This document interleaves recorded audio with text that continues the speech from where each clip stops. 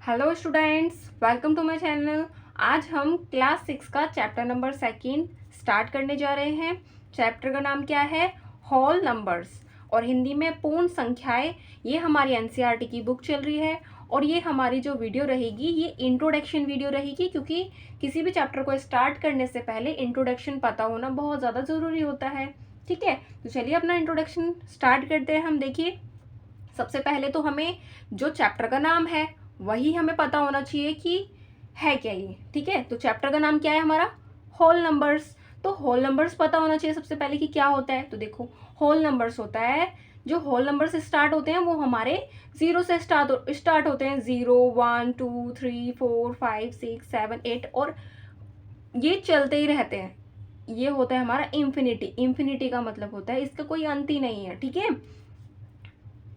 Whole number समझ आए। इसके बाद हमें एक नेचुरल नंबर भी पता होना चाहिए। नेचुरल नंबर क्या होता है? नेचुरल नंबर को हिंदी में कहते हैं प्राकृत संख्या। ठीक है, प्राकृत संख्या क्या होता है? ये 1 से स्टार्ट होते हैं। 1 2 3 4 5 6 7 ऐसे ही चलते रहते हैं और ये भी इंफिनिटी तक होते हैं। ठीक है ना, तो इसमें डिफरेंस क्या है? ये 0 से स्टार्ट होते हैं और ये 1 से स्टार्ट होते हैं। तो इसका मतलब जो नेचुरल नंबर है वो होल नंबर्स हो सकते हैं, बट सभी होल नंबर्स नेचुरल नंबर नहीं हो सकते हैं। ठीक है, तो ये आपको समझ आया। उसके बाद हमारा नेक्स्ट टॉपिक है प्रेडिशर और सक्सेसर, यानी कि पूर्ववर्ती और परवर्ती। इसको समझना। ठीक है, ये आपने पहले भी समझ चुके हो। देखो, आपने ये पहले पढ़ा होगा बिफोर के नाम से, बिफोर और आफ्टर, ये पढ़ा है ना? कैसे? जैसे कि मैंने लिखा 2, तो 2 से पहले क्या आता है? और यहाँ पे लिख दिया 5, तो 5 के बाद क्या आता है? यानी कि आपको पता ही है 2 से पहले क्या आएगा? 1, और 5 के बाद क्या आएगा? 6। ये तो आपको पता है, छोटे छोटे डिजिट तो सबको ही पता रहता है। बट इसमें क्या होता है, हमारी जो डिजिट्स आएंगी बड़ी बड़ी आएंगी। जैसे एग्जाम्पल लेते हैं, हम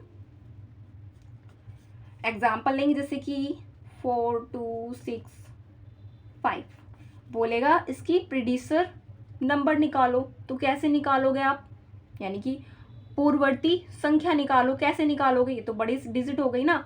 तो प्रीडिसर में हम करते हैं -1। क्या करते हैं? -1। तो यानी कि -1 कर देंगे हम इसमें। तो देखो, 5 में से 1 गया, 4 बचा, और 6 का 6 रहेगा, 2 4। तो ये हमारी डिजिट आ गई। ऐसे ही सक्सेसर में यानी कि परवर्ती में क्या करेंगे? जैसे कि सेम इसी डिजिट को ले लो, 6 5। इसमें क्या होता है? इसमें 1 प्लस करना होता है हमको। तो 5 1 6 हो गया, बाकी डिजिट सेम ही आ जाएंगी।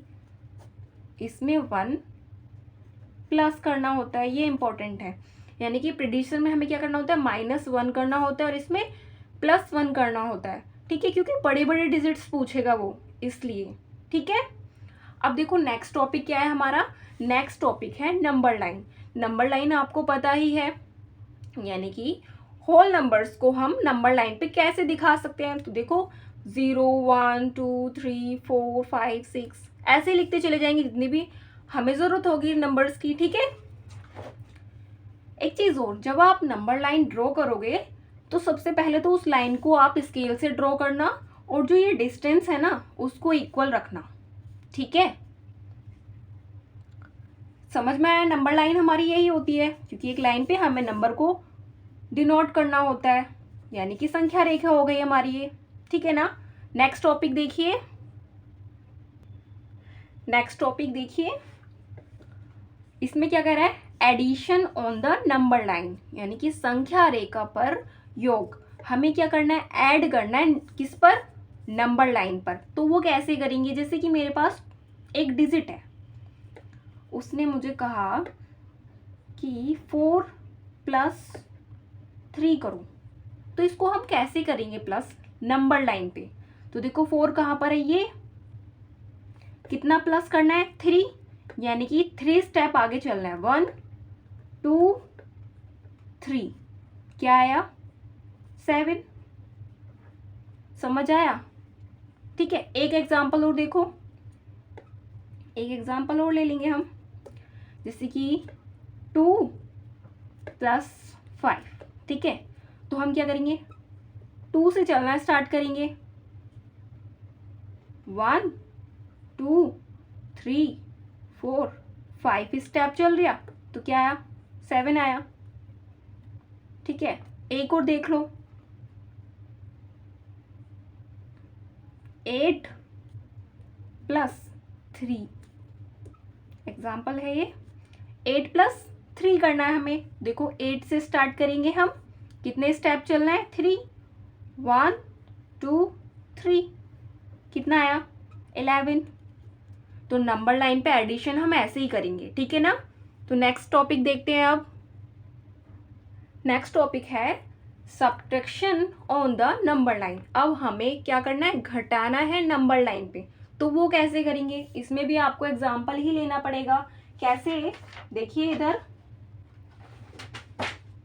देखो, जैसे कि एग्जाम्पल लिया मैंने कहा 4 में से -2 करना है मुझे, ठीक है। क्या करना है, 2 माइनस करना है। तो इसमें क्या करना होता है मुझे, जैसे कि 4 है तो 4 लिया, 4 में से कितना माइनस करना है, 2। तो इसमें क्या करना है, हमें रिवर्स चलना है, यानी कि पीछे की तरफ चलना है, यानी कि 1 2, तो क्या आया, 2 आ गया। समझ आया। ऐसे ही एक एग्जांपल और ले लो, जैसे कि मेरे पास है 5 5 - 4, 5 - 4, तो 5 यहाँ आएगा ना, तो 4, कितना स्टेप चलना है हमें पीछे, 4 स्टेप, यानी कि 1 2 3 4, क्या आया, 1 आंसर। समझ आया। ऐसे ही एक एग्जांपल और ले लो, मैंने कहा 10 में से माइनस करना है मुझे 7, तो क्या आएगा, देखो इधर 10 ये रहा, 7 स्टेप चलने होंगे हमको, 1 2 3 4 5 6 7, कितना आया, 3, तो यहाँ पर 3 लिख दो। तो ऐसे ही हम नंबर लाइन पे सब्ट्रैक्शन या फिर घटा हम ऐसे ही करते हैं, ठीक है ना। आगे देखो मल्टीप्लाई कैसे करेंगे। अब हम मल्टीप्लाई को थोड़ा सा ध्यान से समझना, ठीक है। तो देखो एग्जाम्पल लेंगे इसके लिए भी। नंबर लाइन तो सबके लिए सेम ही बनेगी, बट जब आप ड्रॉ करोगे नंबर लाइन को तो उसको एकदम सीधी लाइन खींचना और जो ये डिस्टेंस है उनको इक्वल रखना, ठीक है। तो देखो 2 × 3, ठीक है ना, इसको करते हैं। तो इसमें क्या होता है, किसको मल्टीप्लाई करना है वो देखना होता है हमें, ठीक है।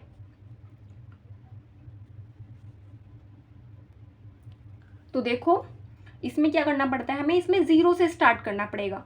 अब कितना है, यहाँ पर 3 लिखा है ना, तो 3 का डिस्टेंस लेके हमें आगे बढ़ना पड़ेगा। जैसे कि 1 2 3, 0 से स्टार्ट करा, यहाँ आया, कितने से मल्टीप्लाई करना है, 2 से, तो 2 स्टेप चलना है।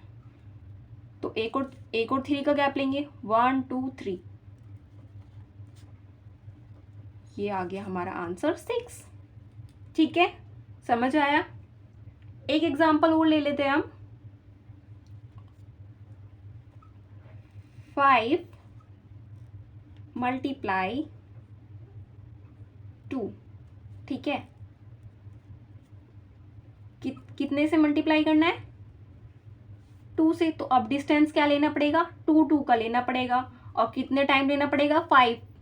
कैसे, देखो इधर 1 2 3 4 5, आ गया आंसर 10।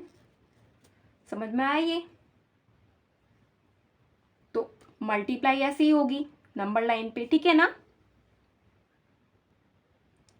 तो देखो यहाँ पर अब हमारा नेक्स्ट टॉपिक है प्रॉपर्टीज ऑफ होल नंबर, जिसको हिंदी में क्या कहेंगे, पूर्ण संख्या के गुण, ठीक है ना। तो इसकी सबसे पहली प्रॉपर्टी है क्लोजर प्रॉपर्टी, जिसको क्या कहते हैं, संवृत गुण, ठीक है, हिंदी में क्या कहेंगे, संवृत गुण, और इंग्लिश में क्लोजर प्रॉपर्टी। तो इसमें समझो, इसमें क्या होता है, एक तो प्लस और मल्टीप्लाई, जैसे कि मेरे पास डिजिट है, यानी कि पहले से देखो a plus B is equal क्या है c, a into B is equal क्या है c। तो इसको सबसे पहले हम प्लस वाले का एग्जाम्पल लेके हम इसको सॉल्व करके देखते हैं। देखो a प्लस बी, a कुछ भी रख लो, 2 प्लस 4 इज इक्वल क्या आएगा 6, यानी कि जो आंसर आएगा ना वो भी होल नंबर से आएगा। ठीक है ना, समझ में आया। ऐसे ही मल्टीप्लाई का लेंगे हम, 2 इंटू 4 ले लो, सेम डिजिट 2 कर लो, तो क्या आएगा 2 4 जा 8, तो ये भी क्या आएगा 8 आ गया ना।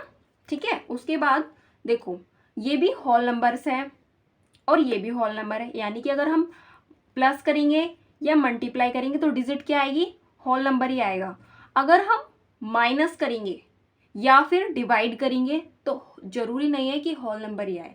कैसे, देखो मैंने करा 8 माइनस 4, तो क्या आया 4 आ गया, बट मैंने कर दिया कि 4 माइनस 8, तो क्या होगा माइनस का 4 आएगा ना, तो ये तो होल नंबर नहीं होता। ठीक है ना, सेम ऐसे डिवाइड में होगा, मैंने कहा 10 डिवाइड बाय 2, तो क्या आएगा 5 आ गया, ये तो होल नंबर है, ये हमें पता है ये होल नंबर है। बट एक कंडीशन ऐसे भी तो आ सकती है कि 2 डिवाइड बाय 10, तो क्या होगा 0 पॉइंट, आंसर हमारा 0 पॉइंट करके आएगा, तो जो हमारा आंसर गलत होगा, क्या होगा गलत होगा। यानी कि माइनस की डिजिट हो या फिर पॉइंट्स में डिजिट हो, वो हमारी होल नंबर्स नहीं होती हैं। तो ये जो रूल अप्लाई होगा वो ओनली प्लस में होगा और मल्टीप्लाई में होगा। ठीक है ना, तो नेक्स्ट देखते हैं अब अगला जो हमारा टॉपिक है, ये भी प्रॉपर्टी है सेकंड वाली। तो ये क्या है, कॉम्यूटेटिव प्रॉपर्टी, इसको कहते हैं क्रम विनिमयता का गुण। ठीक है, तो इसमें देखो इसमें क्या है, इसमें कह रहा है देखो ये भी हमारा प्लस और मल्टीप्लाई पे ही अप्लाई होगा। ठीक है, तो समझते हैं कैसे। देखो a प्लस बी या फिर b प्लस ए, सेम ऐसे कह रहा है a इंटू बी या फिर b इंटू ए, यानी कि हम इसको डिजिट लेके पहले समझते हैं। इसको समझो, जैसे कि 2 ले लिया हमने a और b क्या माना 3 मान लो, तो इनको प्लस करेंगे तो क्या आएगा 5 आएगा। ठीक है ना, अब देखो सेम मैंने b को यहाँ पर पहले रख लिया और यहाँ पर a को बाद में रख लिया, तब भी आंसर क्या आ रहा है, सेम ही आ रहा है ना। ठीक है, ऐसे ही मल्टीप्लाई में होगा, a मैंने जैसे कि 2 मान लिया और b मैंने 6 मान लिया, मल्टीप्लाई करेंगे तो क्या आएगा 12 आएगा। ठीक है, ऐसे ही मैंने क्या करा, b यहाँ पर पहले रख लिया और मैंने a बाद में रख लिया, चेंज कर दिया इसको, तो यहाँ पर भी आंसर क्या रहेगा 12 रहेगा।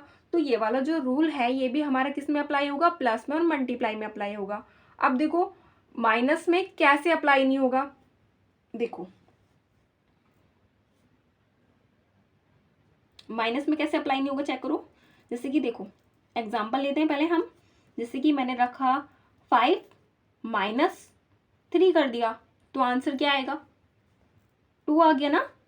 अब सेम मैंने क्या करा 3 माइनस 5 कर दिया, तो आंसर किस में आएगा माइनस में आएगा ना। ठीक है, सेम ऐसे डिवाइड में होगा। तो नेक्स्ट प्रॉपर्टी देखो अब क्या है, तो इसमें सिर्फ इतना ध्यान रखना है, इसमें प्लस में और मल्टीप्लाई में ही ये अप्लाई होगा।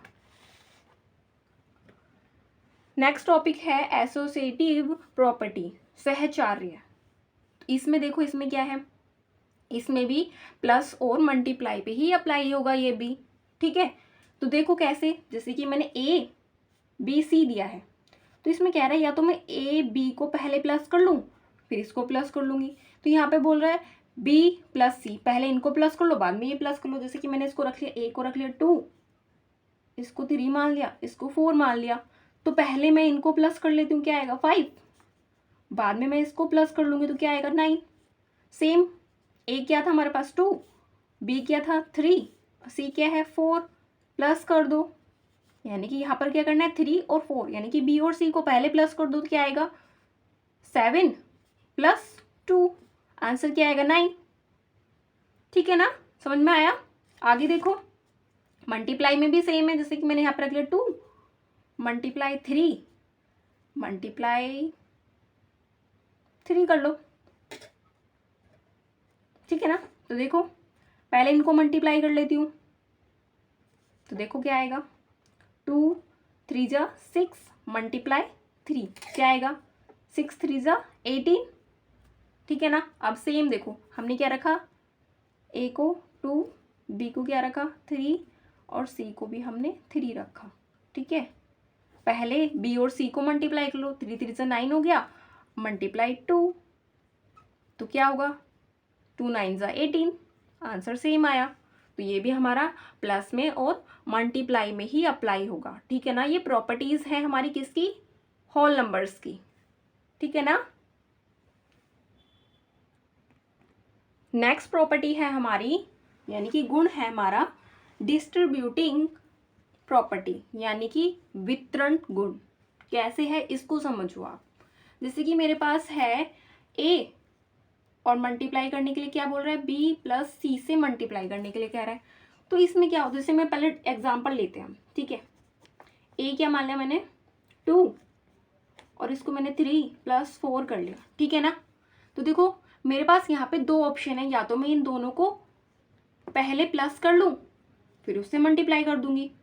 ठीक है ना, देखो कैसे 7 और 2 से मल्टीप्लाई कर दो 14 आ गया।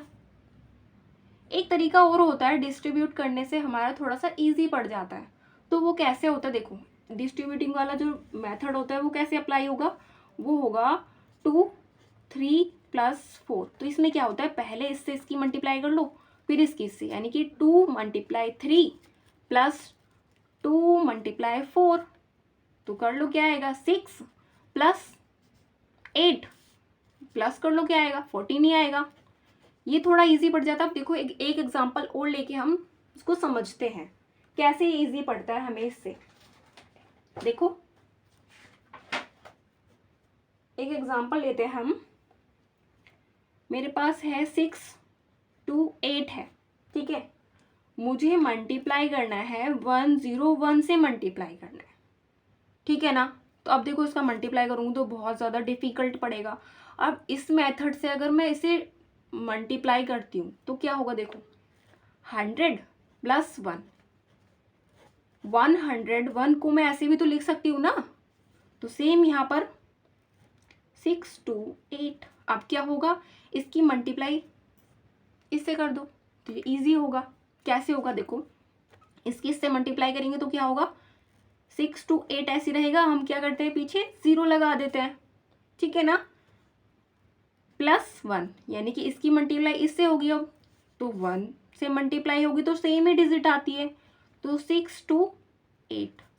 अब प्लस कर दो, ये तो बहुत इजी पड़ेगा प्लस करना, तो प्लस कर दो 8 का 8 ही रहेगा, 2 का 2 ही रहेगा, 8 और 6 कितना होता है 14, 14 का 4 कैरी लगा 1 3 और 6। ये देखो कितना इजीली सॉल्व हो गया। ठीक है, तो ये इंट्रोडक्शन हमारा कंप्लीट हो चुका है। तो मिलते हैं नेक्स्ट वीडियो में, तब तक के लिए बाय बाय।